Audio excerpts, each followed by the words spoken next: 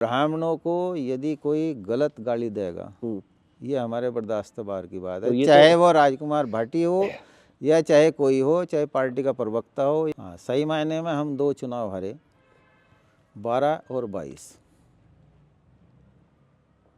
19 का तो हमें हराया गया। जनता मीडिया के सामने खुल के बोल रही थी हर गांव में कि अब की बार चौधरी इंद्रसेन, नाम जुबान पे एक ही था। आपके विधायक किरत सिंह जी हैं, इनसे बातचीत होती है कभी? ये भारतीय जनता पार्टी के विधायक हैं। कभी बातचीत होती है? नहीं। कभी कोई बात नहीं हुई? नहीं। आमना सामना कभी नहीं, शादी ब्याहों में मिल जा, ऐसे हाय हेलो हो जाता है, दूर वाला नहीं? ना ना, कोई ऐसा कांटेक्ट नहीं? ना ना, करना नहीं चाहते या होता नहीं है? स्पष्ट बताऊं, करना नहीं चाहता। आप नहीं करना चाहते? हाँ, मैं नहीं करना चाहता। इकरा हसन को आप कैसी नेता मानते हैं? वो पार्टी की सांसद है। नेता कैसी है? नहीं, ये मैं पैमाना तय करने वाला कौन हूँ? वो पार्टी की सांसद है। नेता तो जनता है, इसका सही जवाब देगी। मैं फ़ोन के इंतज़ार में भी नहीं। भाई वो सांसद चुनी गई, वो बिजी होंगी अपने शेड्यूल में? नहीं, वो सांसद चुनी गई, जनता का काम करिए। और मैं कौन सा भाई फ़ोन के लिए भाई अगर वो मेरे से फ़ोन करेगी या मैं फ़ोन करूँगा, इस पर मैंने ध्यान नहीं दिया। अब विधानसभा चुनाव ना मेरे होगा। लिए ये कोई महत्वपूर्ण है। इकरा हसन नहीं लगाया था। हाँ, अगर मैं एक बार चला जाता तो शायद ये भी संभव था कि टिकट लेके ही आता। तो किसने रोका? स्वाभिमान ने? हाँ, नहीं, जो अखिलेश जी जुबान से नहीं फिरे। देखो, जब डिक्लेयर हुआ उस वक्त लोकदल, उससे पहले लोकदल और समाजवादी पार्टी, इन दोनों का जो हो रहा था, तो चौधरी जयंत ने अपनी तरफ से इकरा हसन का नाम भेजा था। दोस्तों नमस्कार, मैं हूं रोहित शर्मा और आप देखना शुरू कर चुके हैं हिंदुस्तान 9 न्यूज़। हिंदुस्तान 9 न्यूज़ पर हम आपको तमाम तरह के मुद्दे दिखाते हैं, पॉलिटिकल इंटरव्यू दिखाते हैं, कई ऐसे नेताओं से हम आपको मिलवाते हैं जो एक्टिव पॉलिटिक्स का हिस्सा भी नहीं है, उसके बाद भी वो अपने कुछ एक्सपीरियंस शेयर करते हैं जो आज की नई पीढ़ी को जानने को मिलती है। लेकिन आज मैं जिनके साथ हूँ वो कोई एक छोटा नाम नहीं है और पश्चिम के क्षेत्र के लिए कोई अछूता नाम नहीं। लेकिन मैं उनका नाम लेने से पहले थोड़ा सा उनके पिताजी के बारे में आपको बताना चाहता हूँ। चौधरी यशपाल जी, जब उनके समय की राजनीति होती थी तो देश में कुछ ही नेता ऐसे थे जिनका सरकारों के साथ साथ लोगों में भी वैसा ही भाव रहता था, वैसी ही लोगों की प्रतिक्रिया उनके लिए रहती थी। अगर वो कहें सीधा चलना है तो लोग सीधे चलते थे, वो कहें बैठ जाओ तो बैठ जाते थे। और इतने ही वो भी थे, लोग अगर उनको कहें चौधरी साहब ये करना है तो ऐसे हो जाता था। इंदिरा गांधी तक उनका इन्फ्लुएंस था। 5 बार विधायक रहे, 1 बार एमएलसी रहे, 1 बार सांसद रहे। और आज उन्हीं के बेटे चौधरी इंद्रसेन जी के साथ मैं मौजूद हूं और उनसे उनके राजनीतिक जीवन पर एक सार्थक चर्चा करने के लिए हम यहाँ पर आए हैं। इंद्रसेन जी, आपका हिंदुस्तान 9 न्यूज़ पर बहुत बहुत स्वागत है। रोहित शर्मा जी, आपका भी हिंदुस्तान 9 और आपके जितने भी व्यूवर्स हैं उन सब का हृदय से आभार है। और नववर्ष 2026 की बहुत बहुत शुभकामनाएं। आप हम सभी के लिए मंगलमय हो, सुखमय हो और उत्तम स्वास्थ्य हम सभी का रहे। जी चौधरी साहब, जब मैं नेताओं की एक लिस्ट गिनता हूँ या फिर मैं एक लिस्ट बनाता हूँ कि इन नेताओं से मुझे बात करनी है, तो उसमें बहुत सारे नेता आते हैं, बहुत सारे राजनीतिक परिवार आते हैं। लेकिन जब आपका परिवार मैं देखता हूँ, एक इतना बड़ा राजनीतिक घराना, और आपके पिताजी के बारे में 1-2 किताब लिखने से काम नहीं चलेगा। इतना कुछ उनके जीवन के बारे में, उनके बारे में, इतनी सारी बातें लोगों के बीच में है और इतना बढ़िया राजनीतिक करियर रहा, लेकिन वो लेगेसी आगे फॉरवर्ड नहीं कर पाए। इस चीज़ का कहीं मलाल रहता है? उस तरह से परिवार को सेट नहीं कर पाए राजनीति में, इस चीज़ का कोई मलाल रहता है? रोहित जी, सवाल आपका अच्छा है और एक दिल को छूता हुआ सवाल है। जहाँ तक परम पूज्य पिताश्री स्वर्गीय चौधरी यशपाल सिंह जी की बात है, उन्होंने भी अपने स्वाभिमान से कभी समझौता नहीं किया।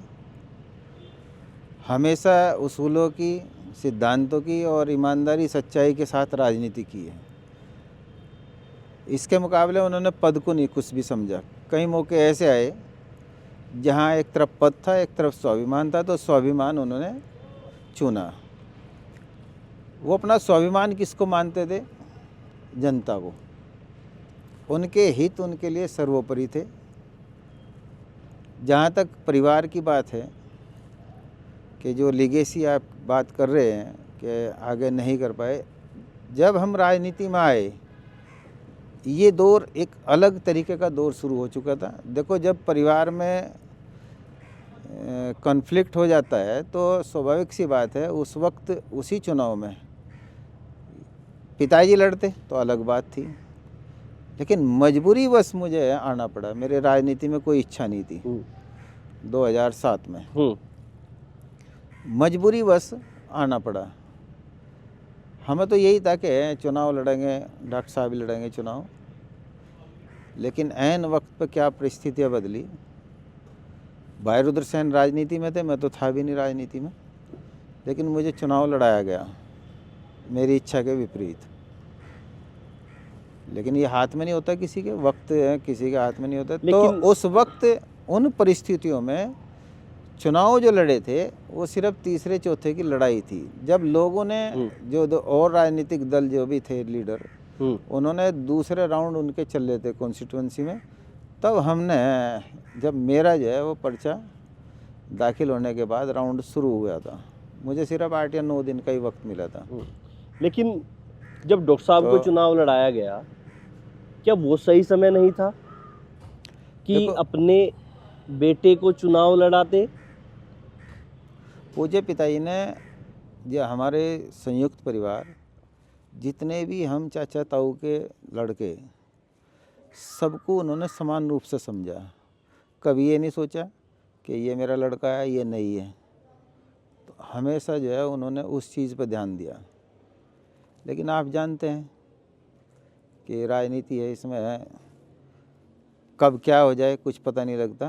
परिस्थितियाँ ऐसी हो जाती हैं कि मजबूर होना पड़ता है। चौधरी साहब का जीवन इतना बढ़िया और इतना गरिमा से भरा रहा।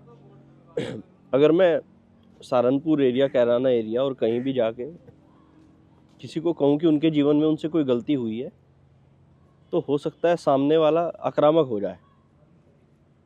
लेकिन आपको लगता है राजनीतिक गलती हुई थी और ये बहुत बड़ी गलती हुई थी? नहीं, मैं ये नहीं मानता कि गलती हुई थी। भविष्य का तो किसी को नहीं मालूम। जिस तरीके से वो लेके चल रहे थे, ये बात सही है कि राजनीति में जो जनता है वो सर्वोपरि है। बिल्कुल। जनता की चाहत के विपरीत डॉक्टर साहब को लेकर आए थे पिताजी। जब चाचा राजपाल सिंह थे हमारे, उनकी डेथ के बाद यहाँ गंगो, और जब चुनाव लड़ाया गया था तब आवाज़ उठी थी भाई रुद्रसेन के लिए। लेकिन पिताजी ने जो है उस सबको मना कर दिया था कि नहीं, मेरे लिए रुद्रसेन भी यही है और डॉक्टर सुशील भी यही है। तो डॉक्टर साहब को, अच्छा, हमारे मन में भी नहीं था, किसी के मन में नहीं था, ना भाई रुद्रसेन के मन में था, कोई फ़र्क ही नहीं था। लेकिन आपको नहीं लगा था दोनों भाइयों को कि शायद हम में से कोई एक हो जाता उस टाइम? नहीं, हमने कभी सोचा भी नहीं था। इस तरफ कभी मन था ही नहीं, ना ऐसे संस्कार मिले थे। और फिर ये सिचुएशन कैसे बनी कि जिस भाई को भाई समझ के चुनाव लड़ाया था और उनके सामने फिर चुनाव लड़ना पड़ गया? देखो, जो डॉक्टर साहब हैं वो गुमराह हो गए थे 2002 में। वो विधायक सुशील जी, हाँ, डॉक्टर सुशील, कुछ लोगों ने उनको गुमराह कर दिया था। हालांकि वो सम्मान करते थे पिताजी का भी, लेकिन गुमराह कर दिया था। जो हमारे चाचा जी थे बड़े, जिनके वो सुपुत्र हैं, उनका भी एक प्रभाव पड़ गया था फिर आखिरी टाइम में। 2007 तक वो विधायक रहे। तो हालांकि पिताजी ने उनके लिए कह दिया था हमसे कि डॉक्टर सुशील को ही लड़ाएंगे, लेकिन जनता बिल्कुल खिलाफ थी। इसीलिए फिर इधर उधर सेट हो गए थे कि भाई लोग बाग दूसरे दलों में चले गए कि डॉक्टर साहब को ही लड़ाएंगे, लेकिन उनकी कार्यशैली से संतुष्ट नहीं थे लोग बाग। ये मैं खुले रूप में बता रहा हूँ उस वक्त की परिस्थितियों में। तो इसीलिए और डॉक्टर साहब फिर पिताजी को बिन बताए इनको बिना विश्वास में लिए इधर उधर जो है खुद अपनी ट्राई करने लगे थे। तब वहाँ पे परिस्थितियाँ ऐसी बनी थी, आमने सामने चुनाव लड़ना पड़ा। हाँ, पिताजी घर पे आए, उससे 2 दिन पहले वो कह गए थे कि चुनाव डॉक्टर साहब को लड़ाना। उससे पहले भी डॉक्टर साहब यहाँ से आए, झारडून फार्म हाउस पे ही बैठ के, मैं था, बहादुर सेन, डॉक्टर साहब और पिताजी। तो उन्होंने कहा चुनाव लड़ा। मैं कहा जी ठीक है, आपका आदेश जो भी है। तो फिर ये जो मैंने बताई पहले कि परिस्थितियाँ इस तरह होगी, डॉक्टर साहब अपने आप निकल गए अपनी सेटिंग के लिए। तब घर पे आए बहादुर सेन और पिताजी, मैं नहा रहा था उस वक्त, मैं बुलाया तो ले कहने के चुनाव लड़ना है। मगर पिताजी वो तो आपने बताई डॉक्टर साहब के लिए कि नहीं, अब परिस्थितियाँ बदल गई, अब तुम्हें चुनाव लड़ना है। मगर जी, मैंने कहा मुझे? हाँ। मगर जी बहादुर सेन है राजनीति में, तो ये लड़ेंगे चुनाव। तो बहादुर सेन ने कहा नहीं नहीं, चुनाव जो है तुम्हें ही लड़ना। तो पिताजी ने भी कहा, मगर जी राजनीति में तो ये है, मैं तो वैसे भी नहीं, चलो वहाँ बैठा, आपने कह रखा है भी देखो जाऊँ कुछ को। तब उन्होंने ये कहा कि तीसरे चौथे की लड़ाई लड़नी है। क्या इस वजह से, हार के डर से? और ये हमारा अंतिम निर्णय है। तो फिर तो स्वीकार करना था। फिर तो उससे आगे कभी ना, तो किंतु परंतु कभी नहीं लगा और न लगने का कारण था। ये परिस्थितियाँ बनी। राजनीति में बहुत बार ऐसा होता है कि लोग तीसरे चौथे की लड़ाई लड़ते हैं, लेकिन जनता को लगता है कि चुनाव हार जीत का चुनाव है पहले नंबर के लिए।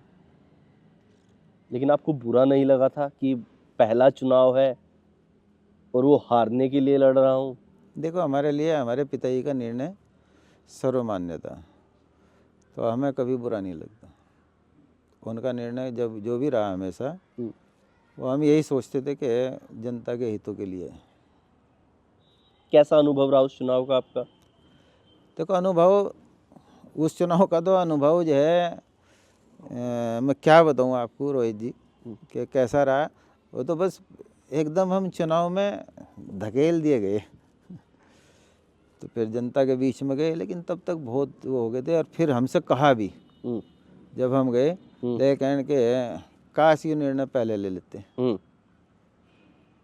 महीने 2 महीने पहले अगर हो जाता। हाँ, पहले ले लेते तो साहब, तो हम इधर उधर नहीं जाते।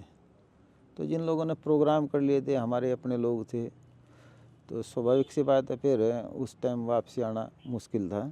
लेकिन अनुभव यही रहा कि आप अगर मेहनत करोगे, ईमानदारी और सच्चाई के साथ जनता के बीच में जाओगे, तो निश्चित रूप से जनता का दिल आप जीत पाओगे। चुनाव में जीत हार एक अलग बात है।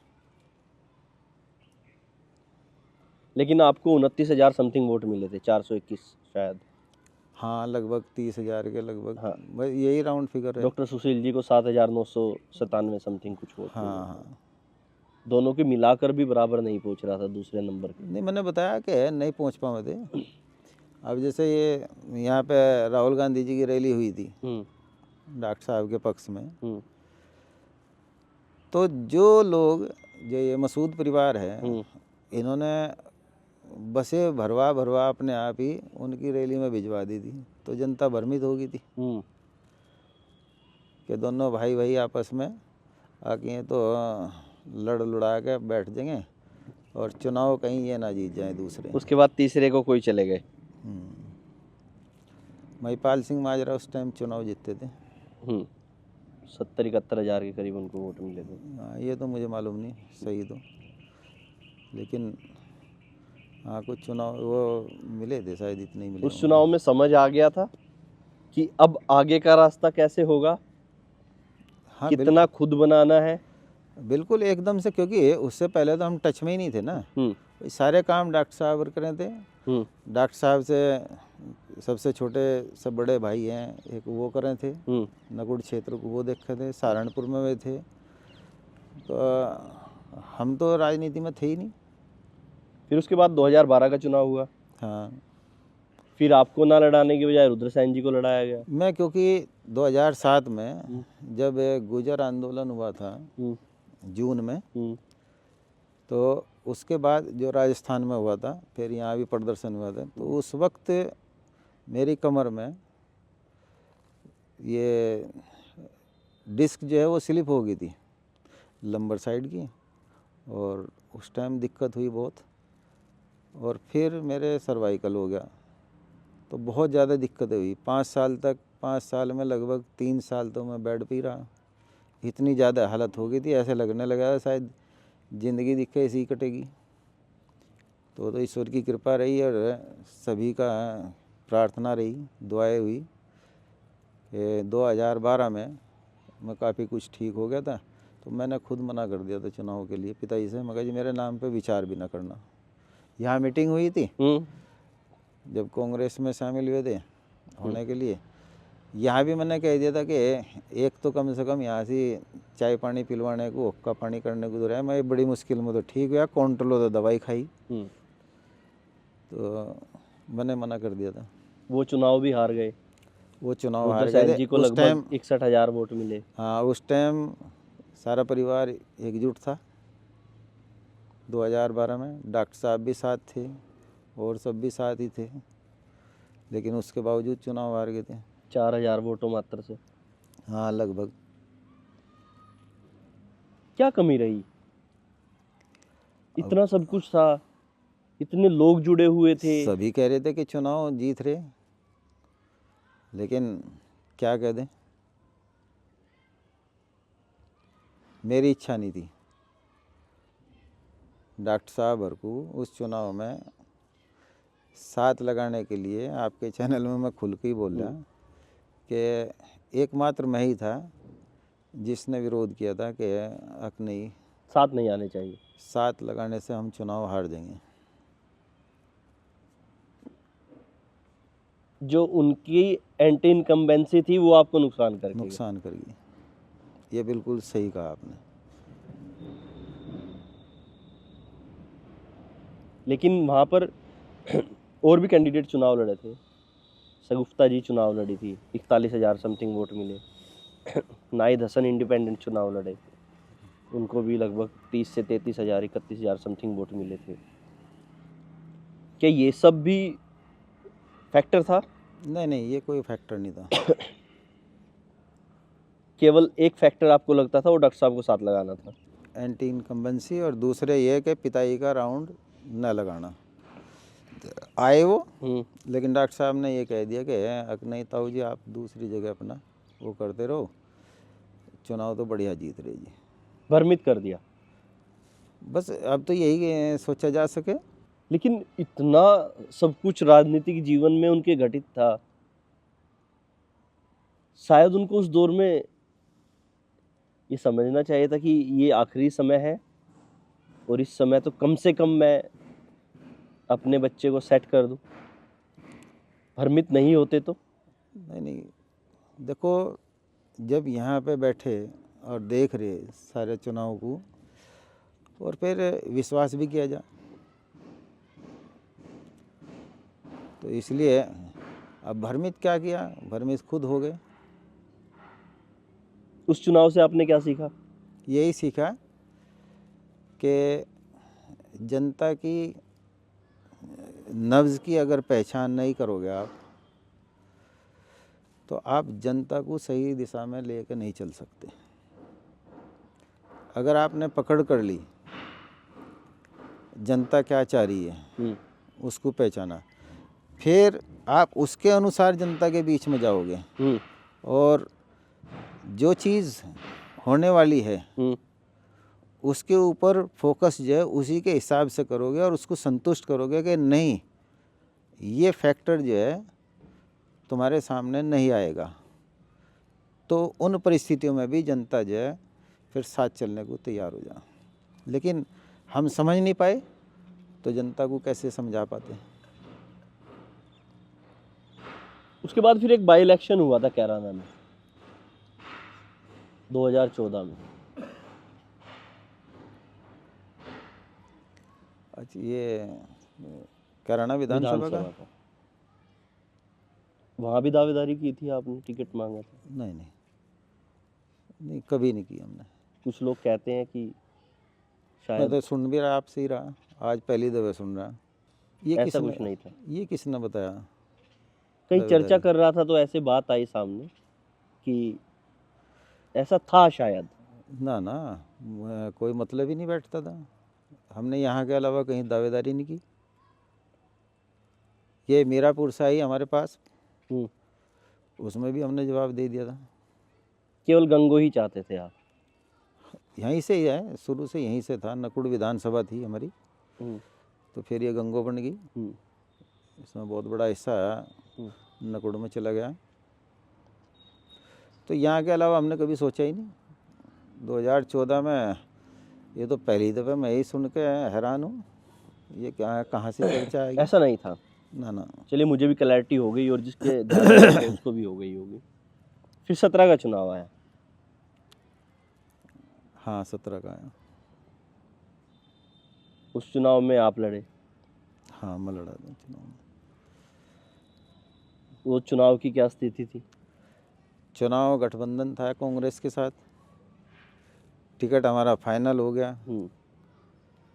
और फिर ये कांग्रेस में चले गए थे मसूद परिवार। इन्होंने सीटिंग गेटिंग का फार्मूला वो रखा। पहले राष्ट्रीय अध्यक्ष अखिलेश जी ने मना कर दिया था कि नहीं, गंगो सीट नहीं हम देंगे। फिर पूरा दबाव हुआ, उसके बदले उन्होंने कई सीटें उधर दी दूसरी साइड में। ऐन वक्त पर हमने जैसा नॉमिनेशन फाइल भी कर दिया था, तो ऐन वक्त पर जो है वो टिकट हमारा कट गया। फिर पार्टी से भी निकाल दिया गया। फिर निर्दलीय लड़े चुनाव,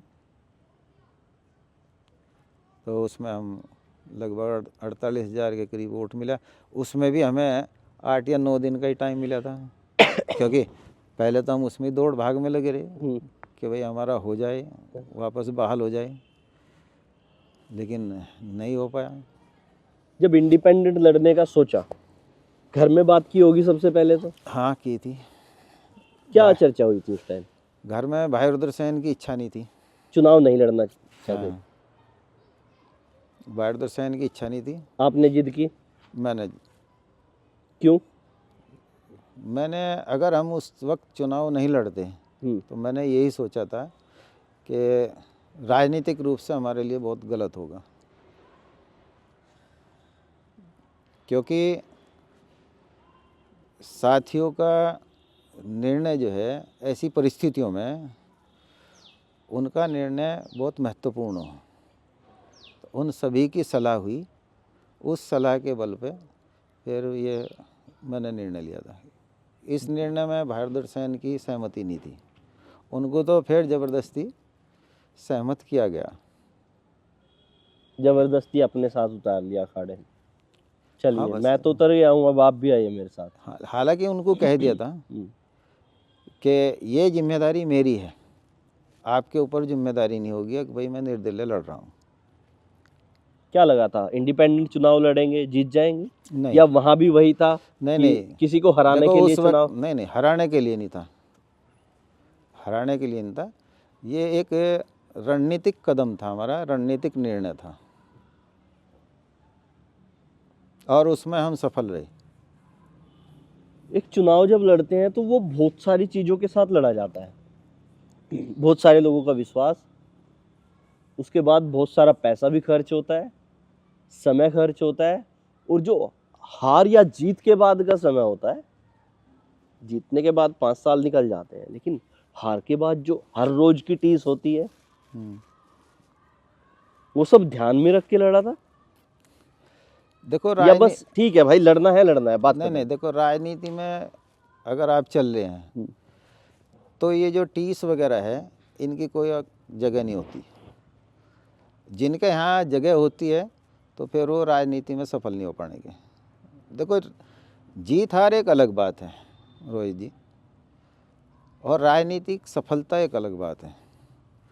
जनता के दिलों में आप हैं तो सबसे बड़ी जीत वो है।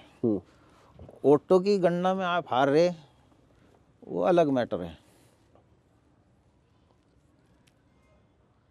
लेकिन महसूस तो होता है ना, जब आपसे छोटे लोग निकले हुए, उम्र में छोटे, 3-3 बार के विधायक हो जाते हैं। उनकी किस्मत। लेकिन एक बात और देखना आप कि अगर वो पार्टी से अलग हटकर खड़े होंगे, पहली बात तो वो सोच भी नहीं सकते। अगर खड़े होंगे तो शायद उन्हें खुद भी अपने अस्तित्व पर भरोसा नहीं होगा कि हम अपना अस्तित्व बचा पाएंगे या नहीं। लेकिन आपको लगता है कि आप और मसूद परिवार ऐसे ही लड़ते रहे तो दोनों की कश्ती देखो रोहित जी, डामाडोल मैं रहेगी। एक बात आपको स्पष्ट और कर दूं, 2017 के चुनाव में ही हाँ। 2 धाराओं के बीच लड़ रहे थे हम, हिंदू और मुस्लिम धारा। हाँ। क्योंकि 2014 में वो जो सांप्रदायिक सोच है वो बलवती हो गई थी। हाँ। भाजपा के रूप में। तो 2017 का चुनाव इन 2 धाराओं के बीच में था, और इन दोनों धाराओं के बीच में सरवाइव करना कोई कम बात नहीं है। एक सेक्युलर स्पोर्ट ढूंढना। हाँ, एक अपना विजन। इस्लामिक लोग थे और एक तरफ हिंदूवादी लोग थे। एक तरफ परम पूज्य पिताश्री स्वर्गीय चौधरी यशपाल सिंह के उसूल, सिद्धांत, ईमानदारी, सच्चाई को लेके और स्वाभिमान से समझौता न करने पे उसको लेके चल रहे थे हम। और एक तरफ एक 2 सांप्रदायिक सोच थी, एक कांग्रेस से लड़ रही थी और एक भाजपा। तो इन 2 धाराओं के बीच में इस तरीके से सरवाइव करना कोई कम बात नहीं है। फिर भी आपने लगभग 50,000 लोग उसमें से हमारे साथ रहे, इससे कम तो आपकी विचारधारा के लोग ढूंढ लिए, फिर भी वो आपके साथ आ गए।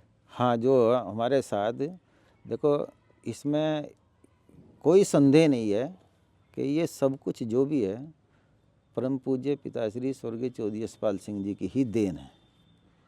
उनके जितने भी अनुयायी हैं, उनको मानने वाले हैं, आज भी उनका आशीर्वाद, उनका सहयोग, प्यार हमारे साथ है।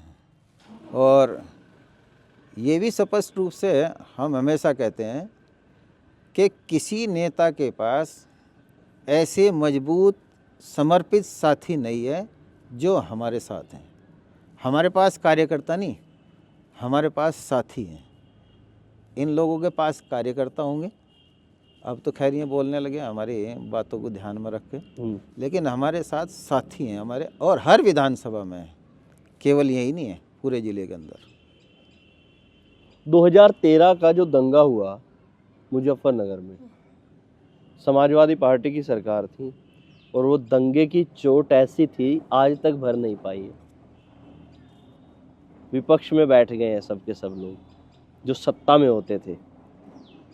ये आप तक भी उसका नुकसान आया? नहीं, ये 2024 में क्या आपको वो बढ़ती नज़र नहीं आई चोट? 2024 ही इसका उदाहरण है। 37 सीटें जीती, यहाँ भी जीते, कैराना लोकसभा भी जीती और मुजफ्फरनगर भी जीती समाजवादी ने। मुजफ्फरनगर दंगे की बात कर रहे आप, तो मुजफ्फरनगर भी जीती। लेकिन उसके उलट तुरंत बाद लोगों ने फिर वही धारणा बनाई। नहीं, क्या हरियाणा चुनाव हुआ, उसका रिजल्ट देखिए, बिहार चुनाव हुआ, उसका रिजल्ट देखिए, एक तरफा ही मैंडेट दे दिया बीजेपी को। अच्छा रोहित जी, आप बताइए, क्या रिजल्ट से पहले आपको उम्मीद थी कि हरियाणा में ऐसा रिजल्ट आएगा? आप तो हरियाणा से ही हैं। किसी को ऐसी उम्मीद नहीं थी तो नहीं। लेकिन आखिर के 3-4 क्या दिन में क्या रोहित जी, ये जो ब्राज़ीलियन मॉडल 22 जगह पे है, इसको क्या कहेंगे आप? एक का वोट 100 जगह पे है, फोटो लगे हुए हैं, बने हुए हैं, इसको क्या कहेंगे आप? महाराष्ट्र के चुनाव की बात, महाराष्ट्र और हरियाणा का चुनाव साथ में होता था। आखिर महाराष्ट्र का चुनाव इन्होंने पीछे क्यों किया और हरियाणा का चुनाव क्यों लिया? वैसे तो एक देश एक चुनाव का नारा है। फिर जब ये राज्य हैं और 6 महीने का अधिकार है कि 6 महीने पहले या बाद में चुनाव आयोग करा सकता है, तो क्यों नहीं निर्णय लिया गया ये? आखिर हरियाणा का पहले क्यों लिया, फिर उसके बाद महाराष्ट्र का क्यों लिया? ऐसा तो पहली बार नहीं हुआ। SIR क्यों बिहार में किया गया? वो तो पूरे देश में होना है। नहीं, देश में होना है।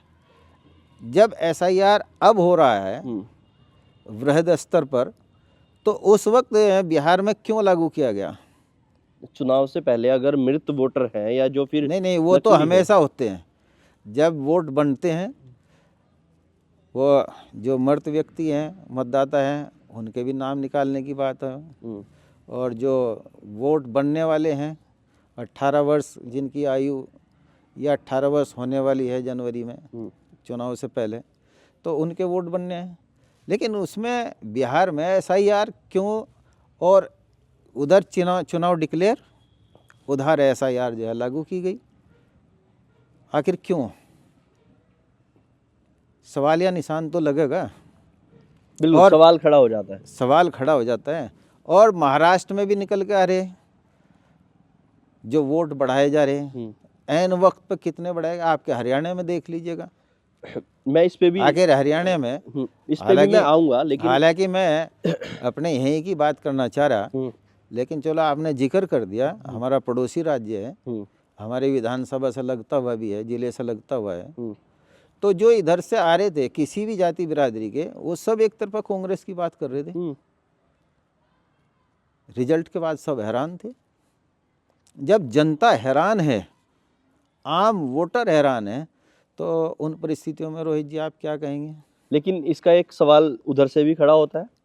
हरियाणा में एकमात्र दलित नेता थी कुमारी सैलजा, कांग्रेस के पास, आपके गठबंधन के साथी भी हैं। उनके लिए किस तरह के शब्द बोले गए, वो वीडियो आपने देखा होगा शायद। किसने बोले? कांग्रेस समर्थक लोगों ने बोले। क्या? गाली तक दी गई।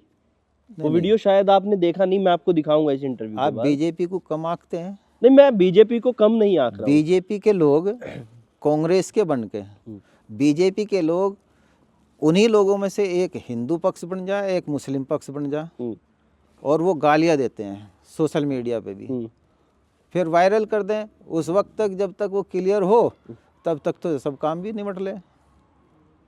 आप बताइए मेरे से, लखनऊ के अंदर या कई जगह अगर CCTV फुटेज ना हो, तो मंदिरों में, मस्जिदों में मांस के टुकड़े फेंकने वाले कौन पकड़े गए? अगर वो CCTV ना आवे, तो सभी सोचते हैं कि ये तो मुस्लिम है, और निकले कौन?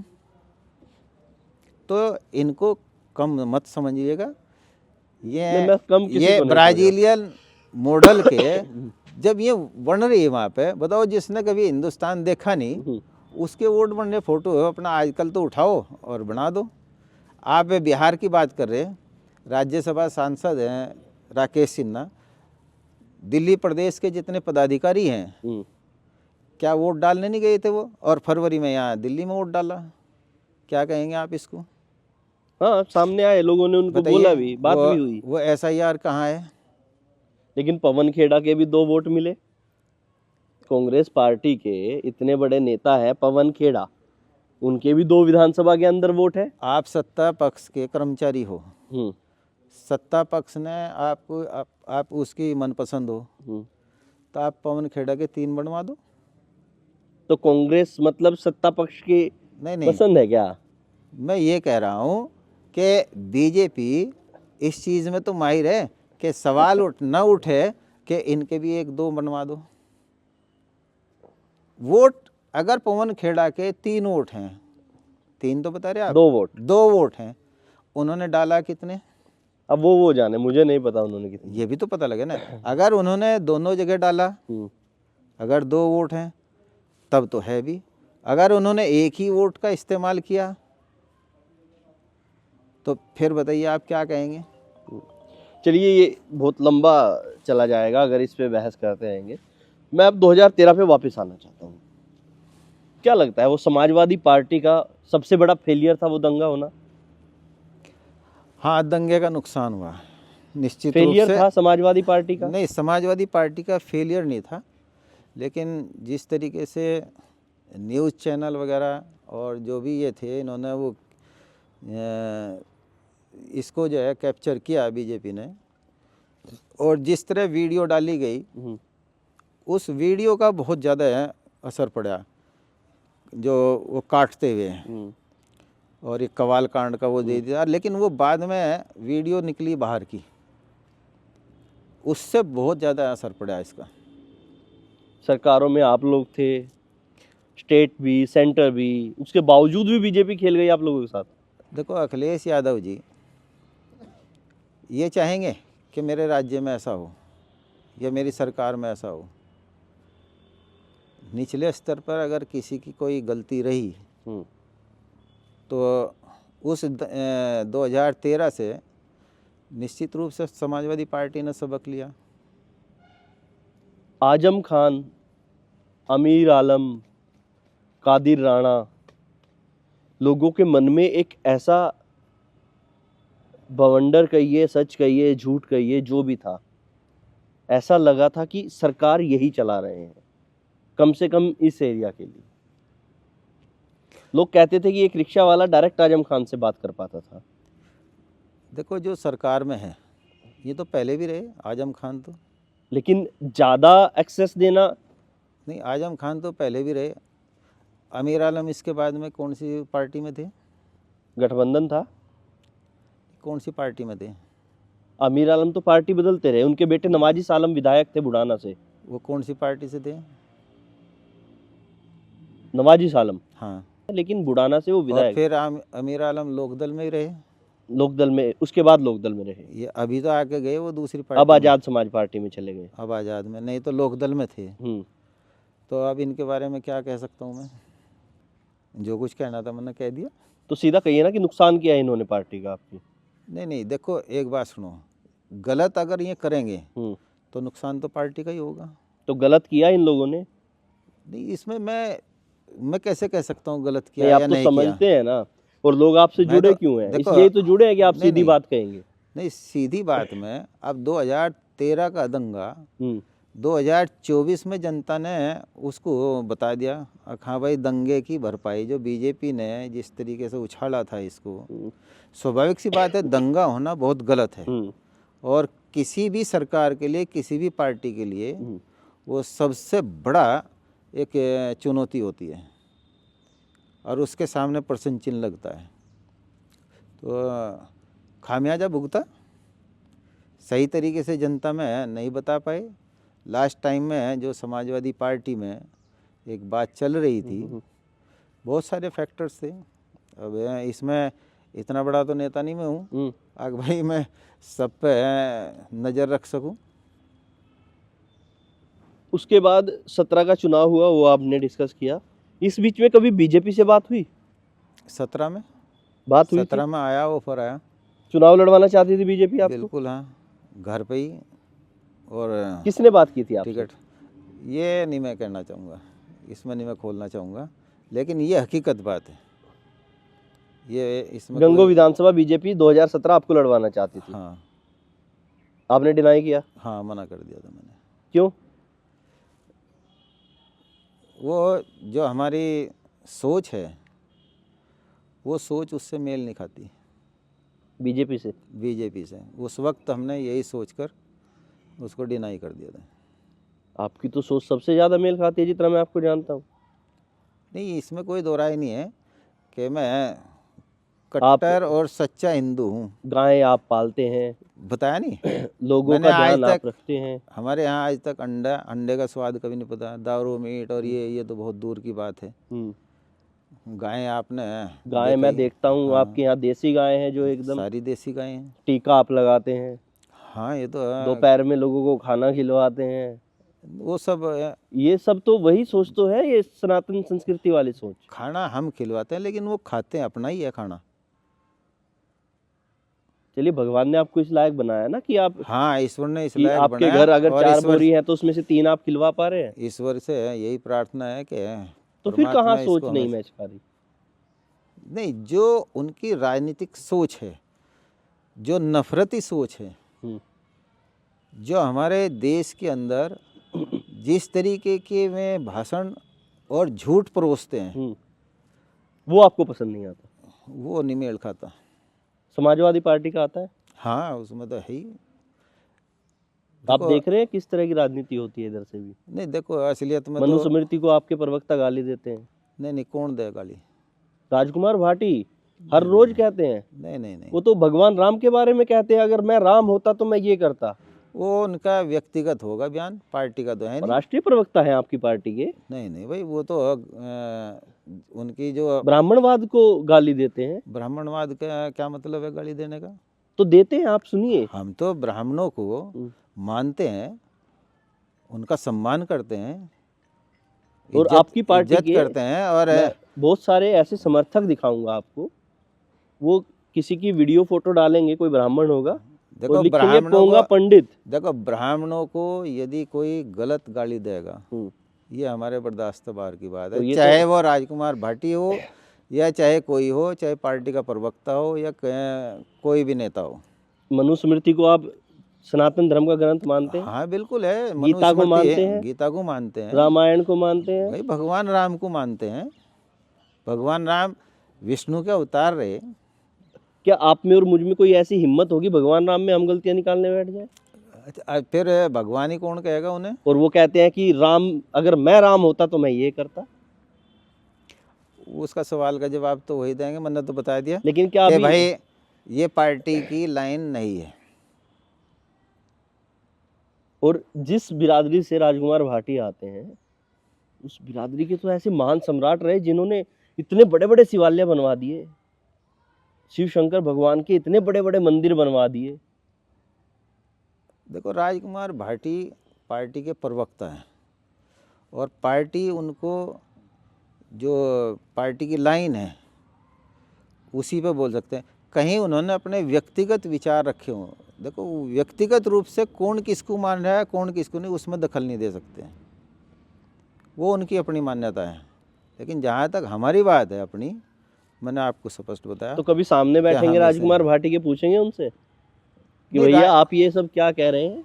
नहीं राजकुमार भाटी वो नहीं मानते तो वो उनका अपना व्यक्तिगत है।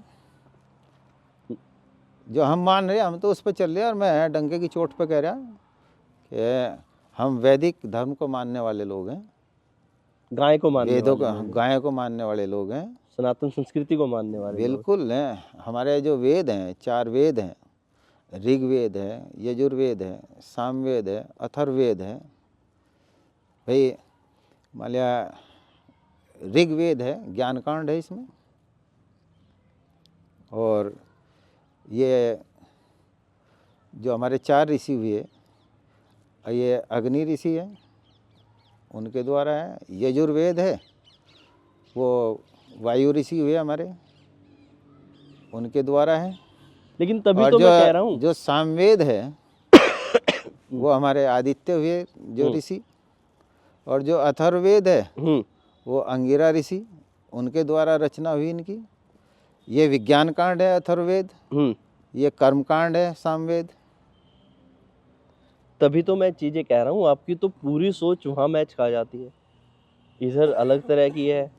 हाँ, यजुर्वेद कर्म कांड है, और ये आपका जो सामवेद है अथर्ववेद है, तो इनके सबके अपने अपने हैं। चलिए फिर अब 2019 की बात करें। ऋग्वेद है, इसमें 10,000 मेरे ख्याल से 589 या कितने मंत्र हैं। अब बताइए, इतना कोई ब्राह्मण नहीं जानता हो जितना आप जानते हैं। और जो यजुर्वेद है, उसमें जो है 1875 मंत्र हैं। जो सामवेद है 1975 मंत्र हैं। और जो हमारा ये अथर्ववेद है, इसमें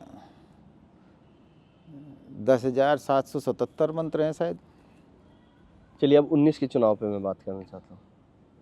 फिर 19 का बाई इलेक्शन हुआ, 2019 का।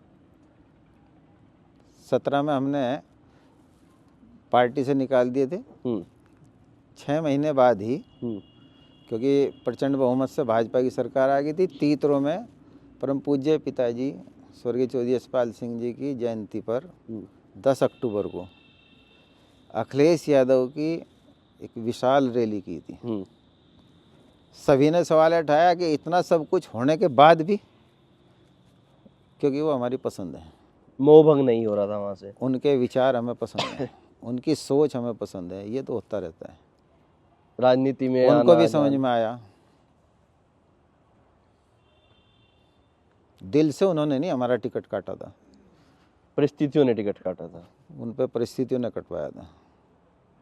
लेकिन पार्टी से तो उन्होंने निकाला था। दिल से नहीं निकाला था, पार्टी से निकाला था, दिल में रखा था। दिल में रखा था। लेकिन राजनीतिक बेइज्जती तो थी। नहीं, बेइज्जती नहीं थी। बेइज्जती उनकी हुई जिन लोगों ने ये षड्यंत्र रचा। उनको जनता का जवाब था। 19 के चुनाव में क्या स्थिति बनी थी? 19 के चुनाव में, बाई इलेक्शन में हम चुनाव जीत रहे थे। हमारे साथ कोई भी नहीं था, ना भाई राष्ट्रीय लीडर, वो हमने बुलाए भी नहीं थे। और ज़बरदस्ती इलेक्शन हराया गया। 2 घंटा 10 मिनट वहाँ पे काउंटिंग रोकी गई, स्क्रीन सारी बंद कर दी गई, अंदर सीआरपीएफ के जवान तैनात कर दिए गए। मतगणना स्थल के अंदर पहली दफ़ा हुआ। जो पत्रकार बैठे हुए थे उनको सबको सीआरपीएफ के घेरे में ले लिया गया।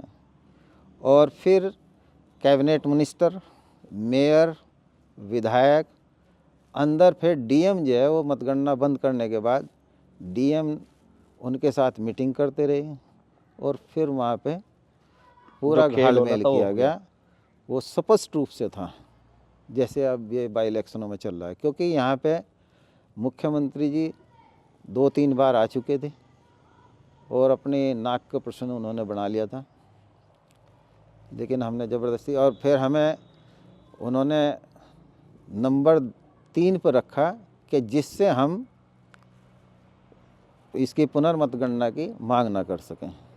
क्योंकि अगर हम मांग करते, हम नंबर 2 पर होते, तो स्वाभाविक सी बात है कि वहाँ पे पुनर्मतगणना होती। और वो इसको हिंदू मुस्लिम का रूप देना चाह रहे थे, शासन और प्रशासन मिलके। शासन से मतलब है भाजपा। लेकिन 3 पे भी आप कर सकते थे मांग। तो नहीं, उस वक्त जो हमें बताया गया था, मांग नहीं कर सकते थे। फिर 22 का चुनाव आया। हाँ, सही मायने में हम 2 चुनाव हारे, 12 और 22।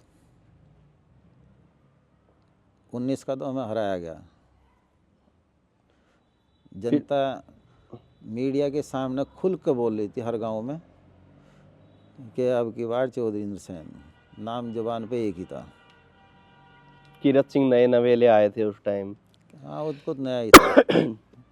लोगों को भी इतना शायद उनके बारे में नहीं पता था। जो वोट भी मिले होंगे वो भाजपा के नाम पे मिले होंगे। स्वाभाविक सी बात है, पार्टी के नाम पे वोट थे। फिर 22 का चुनाव हुआ, 22 फिर हार गए। 22 हार गए, अनएक्सपेक्टेड। अब पता लग रहा है हमें ये कि ये जो बोगस वोट हैं, चुनाव तो ही हरा रहे थे। अब कट गई वो सारी। लेकिन 2024 में उसका माकूल जवाब दिया।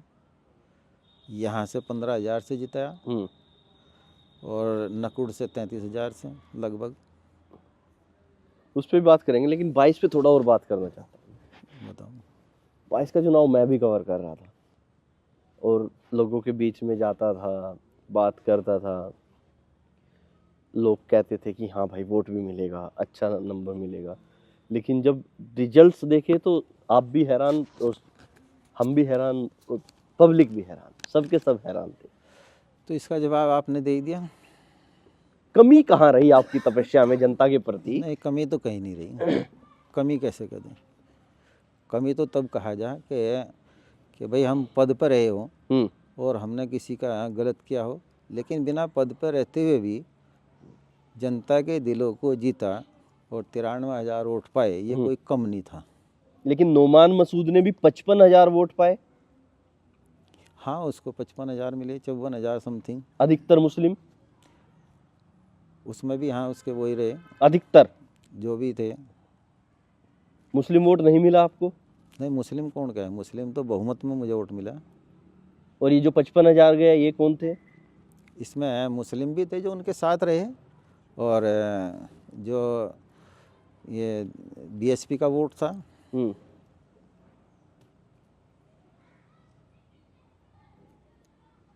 लगता है कि थोड़ा सा और मुस्लिम वोट आपको मिल जाता, जो समाजवादी पार्टी का परंपरागत वोट था। नहीं, वोट तो वोट है, मुस्लिम या हिंदू जो भी मिल जाता। देखो, उसमें कई कारण रहे 22 के चुनाव में। पहली बात तो बाद में जो समीक्षा की, उस वक्त तो आप भी बता रहे कि हम भी हैरान, जनता भी हैरान, सभी हैरान थे। तो जब हैरान कर देने वाला चुनाव था वो, तो लेकिन हार गए। भाई, जो नियम कानून है उसके अनुसार तो हार गए। अब वो चाहे बोगस वोट पड़ा या कोई भी समीकरण बना, लेकिन जो प्रमाण पत्र जिसको मिल गया वो विजेता हो गया। वो विजेता हो गया। फिर 24 आ गया लोकसभा। आपने टिकट की दावेदारी भी की। हाँ, की। कैराना लोकसभा आप लड़ना चाहते थे। बिल्कुल। बात भी हुई थी। हाँ, अखिलेश जी ने कहा भी था। हाँ, कहा था। कैराना लोकसभा आपको लड़ना है। हाँ। कब कहा था आपको उन्होंने? बहुत पहले हो गई थी हमारी बात। कब? तो फिर भी कोई आइडिया नहीं, जब ये चुनाव डिक्लेयर नहीं हुआ था उस वक्त बात हो गई थी। लेकिन जब ये कैंडिडेट डिक्लेयर नहीं हुए थे, गठबंधन का चल रहा था लोक दल के साथ, उस वक्त भी बात हो गई थी हमारी। तो उस वक्त भी उन्होंने कह दिया था कि आपको कैराना लोकसभा लड़ना है। हाँ, हमने ही रखा था। तो फिर उन्होंने कह दिया था कि नहीं नहीं ठीक है, कैराना लोकसभा चुनाव लड़ेंगे आप। लेकिन जब लिस्ट आई तो अखिलेश जी जुबान से फिर गए। फिर नहीं, जो अखिलेश जी जुबान से नहीं फिरे। देखो, जब डिक्लेयर हुआ उस वक्त लोकदल, उससे पहले लोकदल और समाजवादी पार्टी, इन दोनों का जो हो रहा था, तो चौधरी जयंत ने अपनी तरफ से इकरा हसन का नाम भेजा था, जैसा हमें मालूम हुआ था। तो वो नाम भेजा गया था, तो उसके आधार पे वो डिक्लेयर हो गया था। राष्ट्रीय लोकदल इनसे अलग हो गया था। उसके बाद हम मिल नहीं पाए थे अखिलेश जी से। फिर कोई मुलाकात नहीं हो पाई? नहीं, फिर हम गए ही नहीं थे। बुरा लगा था जब नाम नहीं आया? देखो, जब कोई बात हो जा, अब उस पर क्या कहूँ, जो बीत गया तो बीत गया। नहीं, फिर भी पता लगना चाहिए लोगों को। नहीं, लोगों को तो मालूम हो गया था। लोगों को तो जब हमने मीटिंग करी थी यहाँ पे मालूम हो गया था। लेकिन उस वक्त जो है, फिर उसमें हमने ज़्यादा जोर नहीं लगाया था। हाँ, अगर मैं एक बार चला जाता तो शायद ये भी संभव था कि टिकट लेके ही आता। तो किसने रोका? स्वाभिमान ने? हाँ, जब क्योंकि एक बार हो गई थी बात, फिर उनका निर्णय जो भी था। फिर आप नाराज हो गए। अखिलेश जी ने स्पेशल प्लेन भेजा। नाराज तो अपनों से ही हो, चार्टर्ड में आइए और अपनों से नाराजगी दूर हो। चार्टर्ड प्लेन में बैठ के गए। ये तो उनका एक बहुत बड़ा दिल है। इससे ये साबित होता है कि उनके दिलों में कितनी जगह है। टिकट मायने नहीं रखता इन सब के बाद, कि हमारे राष्ट्रीय अध्यक्ष, उनका कितना बड़ा दिल है और फोन आया था अखिलेश जी का? हाँ फ़ोन आया था, क्या बात हुई थी? बात हुई थी। क्या बात हुई थी जब फोन आया था? बस यही बात हुई थी हमारी। बात तो खैर उस दौरान बहुतों के फ़ोन आए थे, राजनीतिक दलों के, आ जाइए हमारे साथ। सभी के आए थे और हमारे सामने ऑफ़र भी बड़े बड़े आए, लेकिन राष्ट्रीय अध्यक्ष जी का फ़ोन आया, अखिलेश यादव जी का, उनसे बातचीत हुई और बातचीत होने के बाद फिर उस सब ने, आप सबको मालूम है ही है, क्या कहा उन्होंने? जाइए आप चुनाव लड़ाइए जाके ग्रासन में। तो उन्हीं के निर्णय के बाद तो चुनाव में आपने देखा कि रिजल्ट जो है किस तरीके का आया। और अखिलेश जी ने स्पेशल कहा कि बेटे को जरूर साथ लेके आइए, ऐसा भी था? नहीं, बेटा तो जा ही था, ऐसी बात नहीं थी। मुझे भाई, कहीं से पता लगा था, ये भी कहा था कि परीक्षित को साथ जरूर लेके आइए। वो जयंत चौधरी ने कहा था। अच्छा, जयंत चौधरी वाला मामला था। हाँ जयंत चौधरी ने आपको बुलाया था? हाँ, वो क्या मामला था, थोड़ा सा उसको भी बता दीजिए। वो चाह रहे थे, हर कोई नेता चाहता है कि भाई एक मजबूत हमें सहयोगी मिले। तो मिलने गए थे जयंत चौधरी से? हाँ गए थे। क्या बात हुई थी वहाँ? ये तो नहीं बताएंगे हम क्या बात हुई थी। पार्टी में मिलाना चाहते थे आपको? हाँ अच्छा पद भी देना चाहते थे? हाँ, बिल्कुल बेटे को राष्ट्रीय युवा अध्यक्ष बनाना चाहते थे? बिल्कुल बनाना तो मैं बता देता हूँ, आपने बता रहे थे। जो आपको पता है तो फिर मेरे से क्या पूछो। आप बता देते तो लोगों को और पता लग जाता। नहीं नहीं, देखो सभी नेता चाहते हैं अपनी पार्टी को मजबूती देना, और ये चाहते हैं कि हमारे साथ मजबूत लोग जो हैं जुड़ें, कार्यकर्ता जुड़ें। तो बातचीत हुई, उनसे बातचीत हुई, तो बातचीत होना भाई, वो जयंत चौधरी एक पार्टी के नेता हैं बड़े, तो उन्होंने बुलाया तो स्वाभाविक सी बात हम गए। उन्होंने बातचीत करी, पहले फ़ोन पे बातचीत करी, सारी बातचीत हुई। तो वैसे तो दूसरे दल हैं, उनसे भी बातचीत हुई, बीजेपी से भी बातचीत हुई, उन्होंने बातचीत करी, तो बातचीत तो होती है। लेकिन आपको दिल अखिलेश जी का ही बड़ा लगता है फिर भी? देखो अखिलेश जी पसंद है, हम तो ये चाहें कि वो मुख्यमंत्री के बाद देश के प्रधानमंत्री बने। बताइए है क्या उन जैसा नेता? इनमें उन जैसा नेता है क्या कोई? नेता अच्छे हैं आपके? बताओ, आज तक उनके जितनी भी पीसी, कोई भी बयान क्या बीजेपी मुद्दा बना पाई?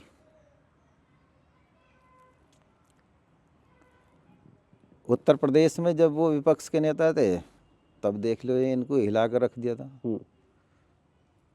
मजा आता था। खैर जब वो उत्तर इसमें प्रदेश लोकसभा में बोलते हैं में तब कोई नहीं इनमें चीची मीमी करता। नहीं, जब अखिलेश जी बोलते थे विधानसभा में तो मजा आता था, ऐसे लगता था जैसे गांव की कोई पंचायत बैठी है और सब अपनी अपनी बात रख रहे हैं। अखिलेश यादव जी ने अपने मुख्यमंत्रित्व काल में जो काम किए, चाहे वो किसानों के लिए हो, चाहे वो युवाओं के लिए हो, चाहे इंफ्रास्ट्रक्चर, चाहे वो सड़कों के संबंध में हो, बिजली घर हैं जितने भी, बिजली की व्यवस्था है, पानी की व्यवस्था है, आवास की व्यवस्था है, स्वास्थ्य की व्यवस्था, जो उन्होंने कर दिया अपने कार्यकाल में, वो इन्होंने तो नहीं किया। उन्होंने कभी भी हिंदू मुस्लिम की राजनीति नहीं करी। वो चुनाव आप देख लीजिएगा, 2017 में लड़े तो विकास के मुद्दे पर लड़े थे वो चुनाव, और ये लड़े हिंदू मुस्लिम के। आज भी ये हिंदू मुस्लिम के नाम पे चुनाव लड़ते हैं। जब ये विकास करा रहे तो फिर विकास के नाम पे ये क्यों नहीं लड़ते? आज यूरिया की ज़रूरत है, जब डालने की नंबर आवे तो यूरिया नहीं मिलता, डाई डालने का नंबर आवे तो डाई नहीं। अभी इन्होंने रेट घोषित किए गन्ने के, क्या गए घोषित किए इतने सालों में, और फिर क्या कहते हैं 3000 करोड़ का हमने फ़ायदा कर दिया किसानों का। कौन सा फ़ायदा कर दिया भाई किसानों का? किराया बढ़ा दिया, आपकी गन्ना छिलाई का जो मजदूरी है वो महंगी हो गई, पेस्टिसाइड के दाम हाई हैं, 40-45 कुंटल का बीघा निकल रहा गन्ना, और किसानों की कहें आय दुगनी कर रहे हैं, तो ये कर देंगे, दुगनी कर दी। अब बात कर रहे, पहले कर रहे थे कि हम 2022 में कर देंगे, अब आगे कर रहे हैं। अभी से सपना दिखाना शुरू है, विकसित भारत 2047, विकसित भारत। हमारी समझ में नहीं आ रहा है कि इनमें से कितने रहेंगे कितने नहीं विकसित भारत के लिए, और क्या कौन सा वो है इनके पास फार्मूला के है हम विकसित भारत होंगे। जो देश विकसित देश हैं, जिनके यहाँ पे राजनीति में, सत्ता की राजनीति में धर्म का दखल नहीं है नाजायज रूप से, वो देश विकसित हैं। जितने भी हम देख लो एशियाई कंट्री या जो भी इस्लामिक कंट्री हैं, विकासशील देश हैं, जहाँ जहाँ भी धर्म के नाम पर राजनीति, नाजायज रूप से राजनीति हो रही, वो विकसित नहीं हो सकते। अब चौथी अर्थव्यवस्था बन गई जी, हम जापान को पछाड़ दिया। अगर हम जापान की प्रति व्यक्ति जीडीपी लगावें और भारत की प्रति व्यक्ति जीडीपी लगावें, अरे उसको बताओ ना उसमें कितना पिछाड़ दिया। आप तो $2,500 तक नहीं जा रहे, उनकी 40-45 हज़ार डॉलर है। बिल्कुल अलग अलग चीज़ें हैं। तो बताइए क्या पिछाड़ दिया। हमें ये बताइए प्रति व्यक्ति आय जापान की कितनी है और भारत की कितनी है, कौन से नंबर पर है प्रति व्यक्ति आय में भारत। कच्चे तेल के दाम कहाँ है और महंगाई कितनी हो रही, क्या रेट डाउन हो रहे। पेट्रोलियम पदार्थों के अंतर्राष्ट्रीय मार्केट में तो कम है, क्या डाउन हो रहे। महंगाई हमने कंट्रोल कर दी, कौन सा पैमाना में महंगाई का है इनका, हमारी समझ से तो बाहर है। हवाई चप्पल, अगर भाई हम हवाई जहाज़ की यात्रा कराओगे, क्या हाल हुआ था अभी इंडिगो में, बहुत बुरा हुआ। क्या हाल हुआ था जब कश्मीर में या उसमें जो भी हुए थे पहलगाम वाला इंसिडेंट ये, और फिर किराया कितना वसूला गया था।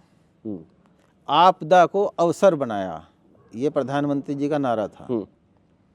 बाबा और संत कितने नारे दे रहे हैं, क्या हाल हो रहा है ये तथाकथित। सुना आपने धीरेन्द्र ब्रह्मचारी का बयान, वो धीरेन्द्र शास्त्री जी का। हाँ, कई बयान उनके आते रहते हैं। क्या वो जो राम भद्राचार्य है उनका बयान सुना आपने, बताइए सुना क्या।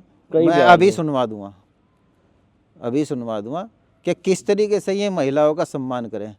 हमारे देश के अंदर बीजेपी के शासन में शंकराचार्यों का सम्मान हो रहा है कि बताइए, नहीं हो रहा। पूछा गया उनको, जो अच्छे संत महात्मा हैं उनका सम्मान हो रहा है, नहीं हो रहा।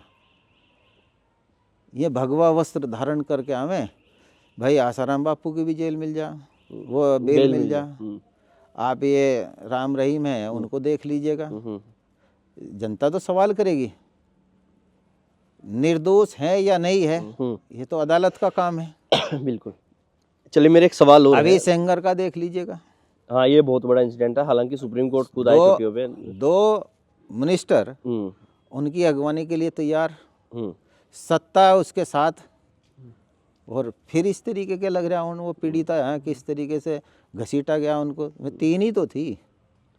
मेरा एक सवाल और है आपसे, जो 2024 का इलेक्शन हुआ था लोकसभा का, इकरा हसन लगभग 80,000 वोट से उसमें चुनाव जीत के चली गई। हाँ, 69,000 कुछ से जीत। हाँ, 70-80 हज़ार का, 70 के लगभग। हाँ। तो उस चुनाव में आप लोगों की, आपके परिवार की क्या भूमिका, किस तरह से आप भूमिका उसमें देखते हैं कि आप लोगों का कितना प्रभाव उस चुनाव में रहा।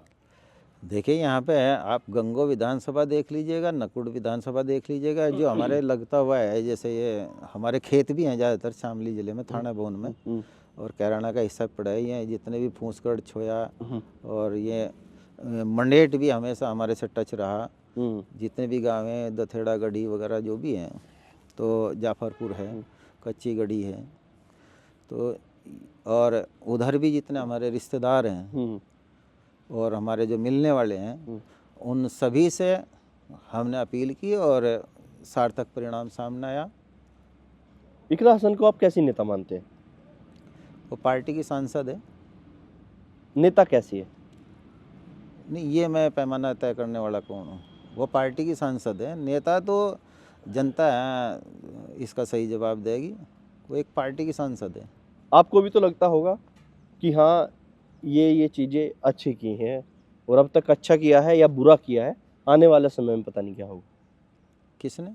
इकरा हसन, अब तक जो उनका 1 डेढ़ साल का समय बीता है एज ए सांसद, देखो एज ए सांसद जो उनका समय बीता, इसके बारे में तो सही जानकारी जनता ही दे सकती है कि फील्ड के अंदर भाई क्या प्रतिक्रिया है। देखो स्वाभाविक सी बात है, वो हमारी पार्टी की सांसद है, तो मेरा बयान तो एकदम पक्षपात लगेगा।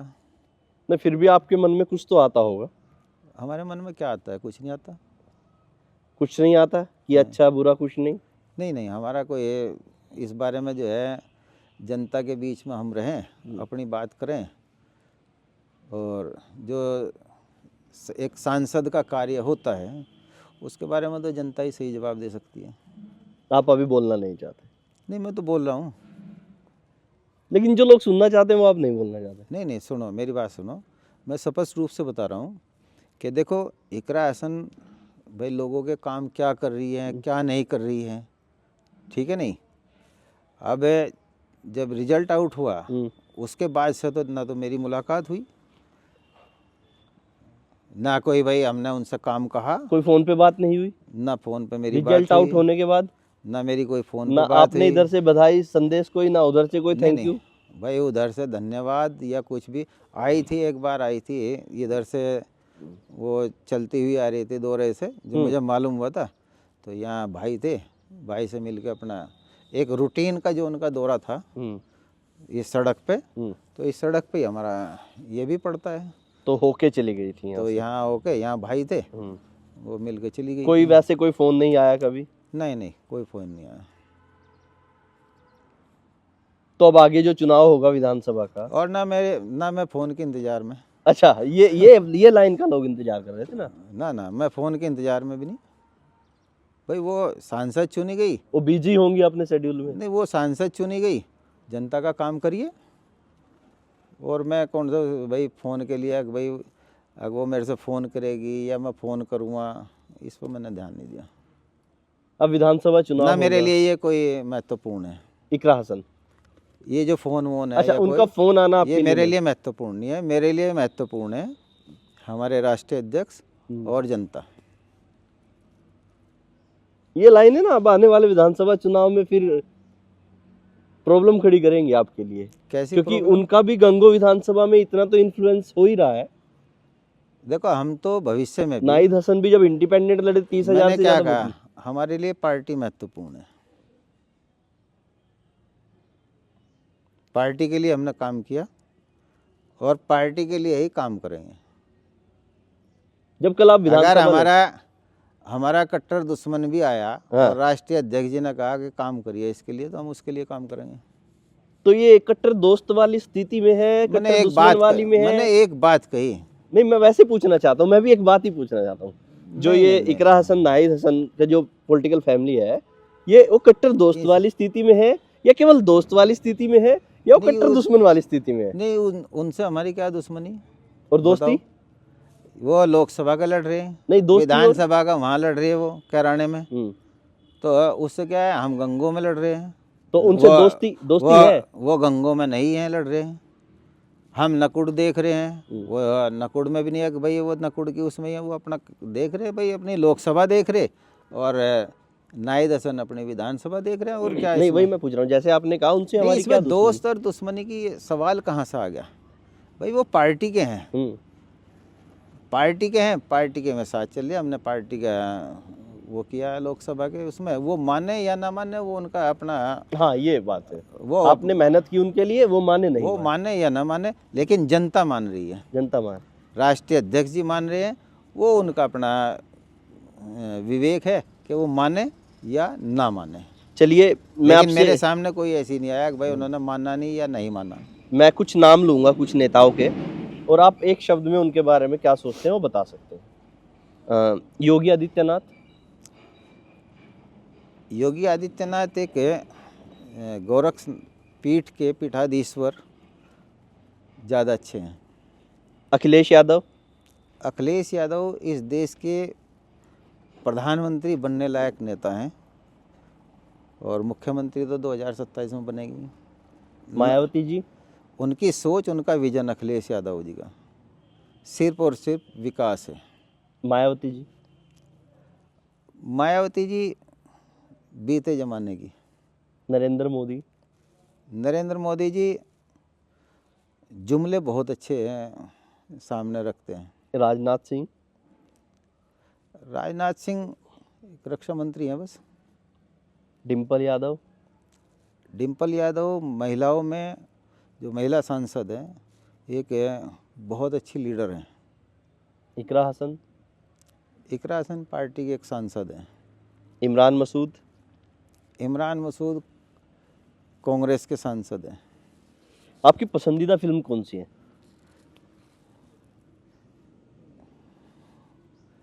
मेरी तो पसंदीदा फिल्म तो कोई विशेष है नहीं। फिर भी कोई एक ज़्यादा अच्छी लगी हो, यार मज़ा आया, इसमें अभिनय अच्छा था, इसमें एक्टिंग अच्छी थी, इसकी स्क्रिप्ट अच्छी थी, कोई एक ऐसी फिल्म तो अच्छी लगी होगी? वैसे तो पसंदीदा तो मेरे दिखे महाभारत रामायण है।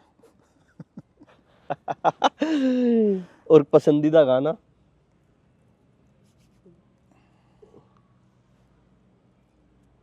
वैदिक प्रार्थना है हमारी, पूजनीय है प्रभु हमारे भाव उज्ज्वल कीजिए, छोड़ दे में छल कपट को मानसिक बल दीजिए। तो ये जो प्रार्थना है वैदिक प्रार्थना, भाई यही हमारा गाना भी है, भजन भी है। ओम जय जगदीश हरे, ये आरती। कुर्ते पजामे के अलावा कुछ पहनना पसंद करते हैं कि कोट वोट पहने, हम भी टाई वाई लगाएं, सूट वूट? नहीं, टाई वाई तो हमें पसंद नहीं है। हाँ, कोट इसके कुर्ते के ऊपर ही वो पहन लेते हैं। खाने में क्या पसंद है? शुद्ध शाकाहारी, सादी रोटी, सूखी रोटी और भाई दाल सब्जी। कोई स्पेशल सब्जी भी ऐसी नहीं है कि ये ज़्यादा अच्छी लगती है? नहीं, कोई ऐसी कोई नहीं। मिठाई खाते हैं? हाँ, मिठाई तो है, मिठाई और बढ़ाई का किसको नहीं है। कौन सी मिठाई सबसे ज़्यादा पसंद है? जलेबी, एकदम देसी वाली जलेबी, अपने जो देसी घी की जलेबी। चलिए एक आखिरी सवाल और उसके बाद ख़त्म करते हैं। आपके विधायक किरत सिंह जी हैं, इनसे बातचीत होती है कभी? ये भारतीय जनता पार्टी के विधायक हैं। कभी बातचीत होती है? नहीं। कभी कोई बात नहीं हुई? नहीं। आमना सामना कभी? ये शादी ब्याहों में मिल जाओ, ऐसे हाय हेलो हो जाता है, दूर वाला नहीं? ना। कोई ऐसा कांटेक्ट नहीं? ना। करना नहीं चाहते या होता नहीं है? स्पष्ट बताऊं, करना नहीं चाहता। आप नहीं करना चाहते? हाँ, मैं नहीं करना चाहता। कारण है इसके पीछे कुछ? कार्यशैली। उनकी कार्यशैली आपको अच्छी नहीं लगती? नहीं, जो यहाँ पे जिस तरीके का एक माहौल क्रिएट हो रहा है, तो कार्यशैली अच्छी नहीं है। किरत सिंह का गंगो विधानसभा के लिए क्या योगदान मानते हैं आप? और ऐसा क्या लगता है कि ये नहीं होना चाहिए था? देखो, किरत सिंह बीजेपी के बल पे हैं। किरत सिंह का अपना कोई आधार नहीं है कि वो अपने बलबूते पे हैं, वो पार्टी के नाम पे है। तो इसलिए भारतीय जनता पार्टी का यहाँ पे कोई विशेष जो है गंगो विधानसभा का जिले में इन दिख रहा हमें। अब बताइए, स्मार्ट सिटी सहारनपुर घोषित हुई थी, क्या स्मार्ट बन रही है? गंगो विधानसभा का सुखेड़ी गांव गोद लिया गया था, जाके देखिए क्या हाल है उसका। इससे ज़्यादा तो लोहिया ग्राम में हमारे अखिलेश यादव जी ने सड़कें भी, आवास भी, बिजली भी, सब कुछ वो करा दिए थे। जनेश्वर मिश्र में जितने भी हमने गांव दिए थे, सब सीसी सड़कें दी गई थी। प्रदीप चौधरी और किरत सिंह में से दोनों को एक को चुनना पड़े तो किसको चुनेंगे? ये भारतीय जनता पार्टी को चुनना है कि किसको? नहीं, व्यक्तिगत रूप से, सामाजिक रूप से एक बेहतर है तो आपको कौन लगेगा? नहीं, जब हम राजनीतिक विषयों पर बात कर रहे हैं तो व्यक्तिगत का तो मतलब ही नहीं है। ये भारतीय जनता पार्टी का चुनाव है कि वो किसको चुने और किसको नहीं। आसान टारगेट कौन लगता है आपको? आसान टारगेट चुनाव के अंदर कभी भी आसान टारगेट नहीं हो सकता। टारगेट हमेशा राजनीति में वो कठिन से कठिन ही होता है और मान के चलना चाहिए। अगर आसान भी है तो भी कठिन मान के चलना चाहिए। चलिए इंदर सेन जी, आपका बहुत बहुत धन्यवाद।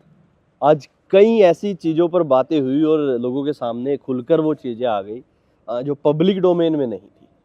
लोग कितना भी सर्च करते, कहीं से भी निकालते, शायद ये सब चीज़ें उनको नहीं मिल पाती, और आपने हमें हमारे चैनल के माध्यम से ये सारी चीज़ें बताई, उसके लिए आपका बहुत बहुत रोहित जी, धन्यवाद। कई बातें ऐसी थी जिनमें मैं आपको घुमा सकता था, हम्म, लेकिन बिल्कुल भी नहीं, क्योंकि आप जिस तरीके से इंटरव्यू लेना चाह रहे थे, एक बेबाक अपनी बात कह सकें, तो वही सोचते हुए मैंने जो भी सही था अपनी तरफ से कोशिश करी कि इसमें कोई भी घुमावदार बात ना करूं। इसलिए ही हमने आज नए साल के पहले दिन आपको चुना। आपका बहुत बहुत धन्यवाद। नेता बहुत थे जिनसे मैं आज बात कर सकता था। हिंदुस्तान 9 का बहुत बहुत धन्यवाद, और उम्मीद है कि ये नया वर्ष आपके जो ये हिंदुस्तान 9 है इसके उज्जवल भविष्य होगा, और आपके परिवार में और सभी जितने भी व्यूवर्स आपके हैं उन सभी के परिवार में सब स्वस्थ रहें, खुश रहें, सुखी रहे, यही मेरी ईश्वर से प्रार्थना है। बिल्कुल, आपको भी बहुत बहुत धन्यवाद, और आपको भी नव वर्ष की हार्दिक शुभकामनाएं। बहुत बहुत धन्यवाद। अब तक के लिए इतना ही। मैं हूं रोहित शर्मा, आप देख रहे हैं हिंदुस्तान 9। जय हिंद।